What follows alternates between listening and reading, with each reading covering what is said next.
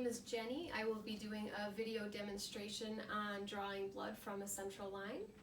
I am currently outside of my patient's room. I see that Jennifer Doe, date of birth 11/5/1975, has no known drug allergies, and I see she's due for a lab draw. Looks like they want to draw a CBC and BMP.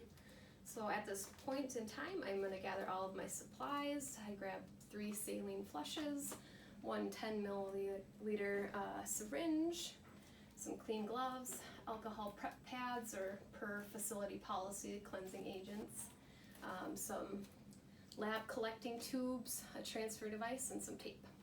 So I am ready to enter my patient's room. Open the door, provide good privacy. I'm going to wash my hands.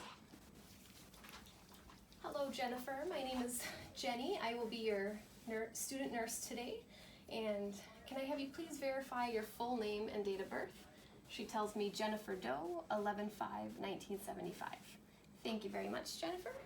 And I am here today because it looks like you have some orders placed, and we need to draw some labs from your central line. I will be drawing a CBC or complete blood count, as well as BMP, basic metabolic panel, to assess your electrolytes. I do want to ask you if you have any allergies, and she tells me at this point that she does not have any allergies, which is excellent. And I also at this point want to kind of assess my patient's mentation, make sure she's able to follow commands, make sure she's not interfering in the lab draw, and she is able to follow commands and understands the procedure.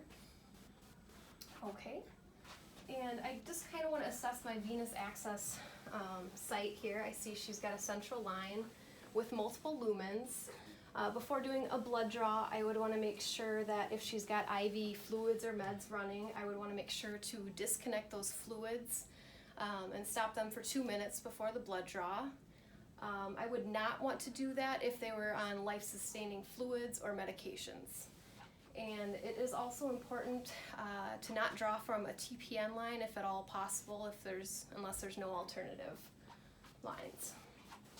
Okay, so I washed my hands. I'm going to go ahead and put my gloves on. And before doing this draw, it's also important to know the sizing of the central line. The French size, you want it to be a size 4 or greater. And if for some reason it's just a single lumen port, you would just want to, if there's IV fluids infusing, you would want to disconnect the infusion tubing for your blood draw. Okay, and also I'm assessing the site. If there were an impregnated CHG cap on it, you would want to remove it at this time, but there is not one, so I'm going to go ahead and clamp my line. And I also looked at the facility policy for which line to use, and they want us to use the white line for blood draws. So that's a line I will be using.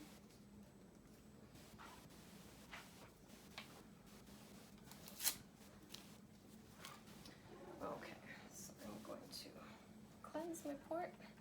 And this is the cleansing solution is per facility policy, as well as the cleansing time, which is usually 15 to 30 seconds. So I'm going to allow that to dry.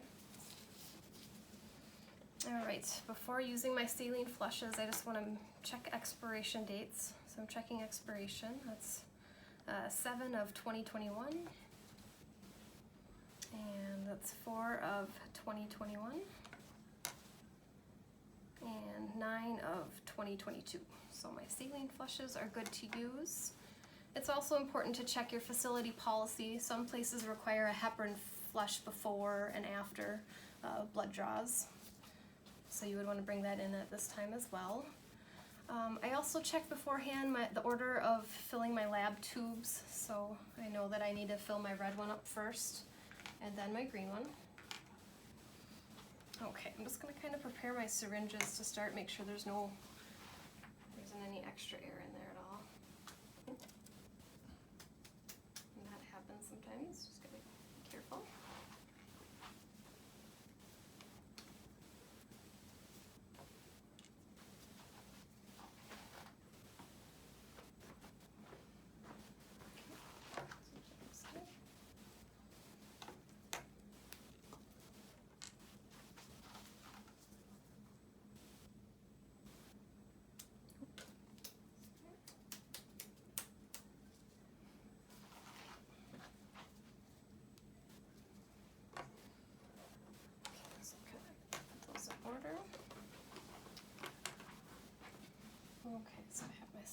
cleansed.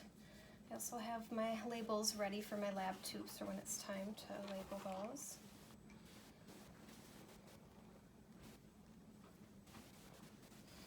And it's also important to kind of assess your central line, assessing for any phlebitis or signs of infiltration. Make sure that your site's patent before flushing or drawing blood from it. So for my first saline flush, I'm actually just going to cleanse it one more time just because preparation.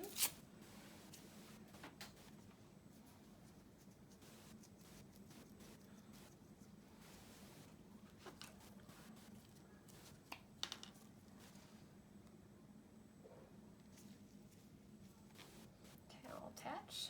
Now I'm ready to unclamp. So first I'm just going to instill that saline flush.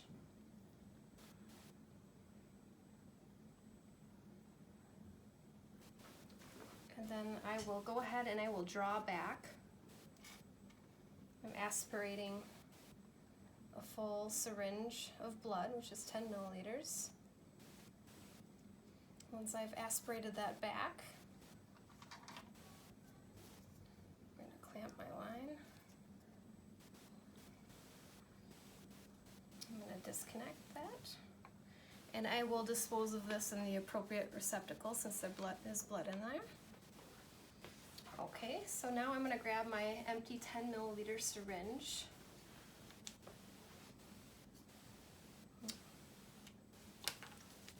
Cleanse it.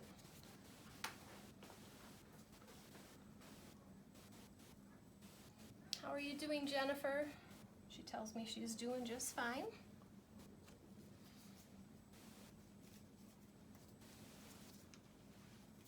I'll attach my syringe,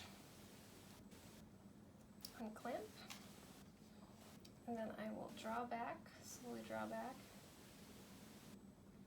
And it's very important, so some lifespan variations is when you're drawing blood is to make sure, say in a pediatric patient, you don't want to draw back any more blood than you have to because they don't have as much blood supply. So, okay, so I have that drawn back.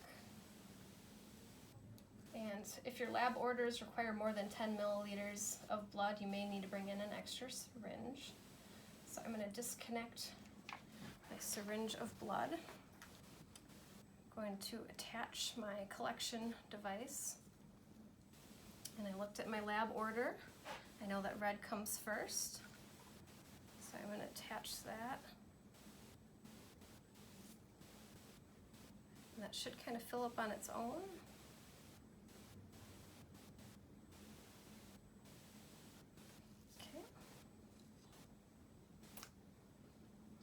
Kind of lightly shake that. Insert my green.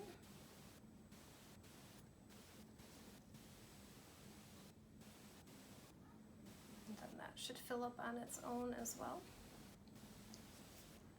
Disconnect that, lightly shake it.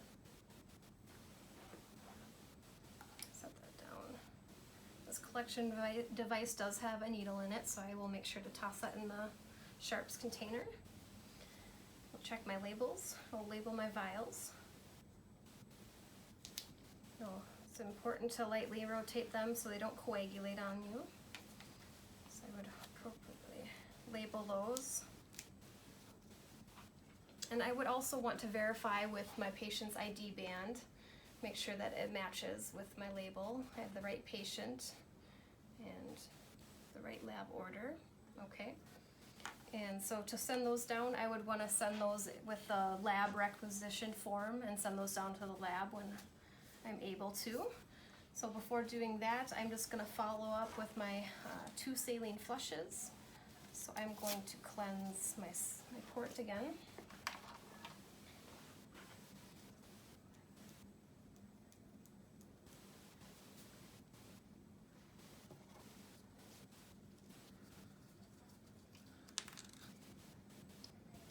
First saline flush, unclamp.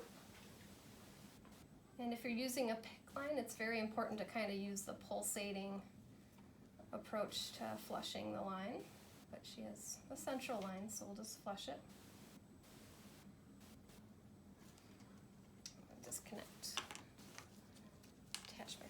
flush.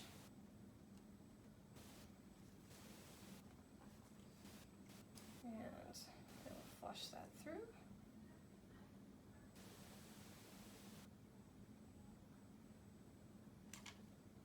Okay, make sure to clamp my line.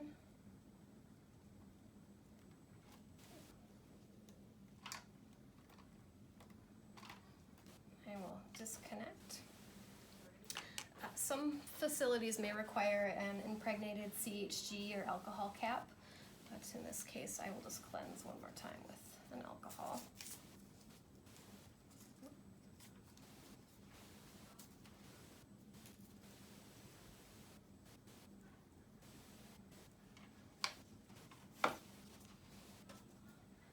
Okay, I'm going to clean up my supplies. I will go toss this into the sharps.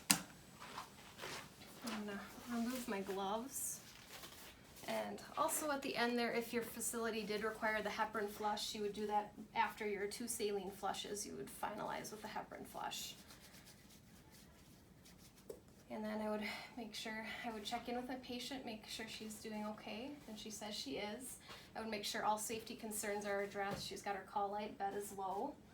And I would make sure to document the blood draw, what the labs were for, that I had the right patient, how she tolerated it, the date and the time.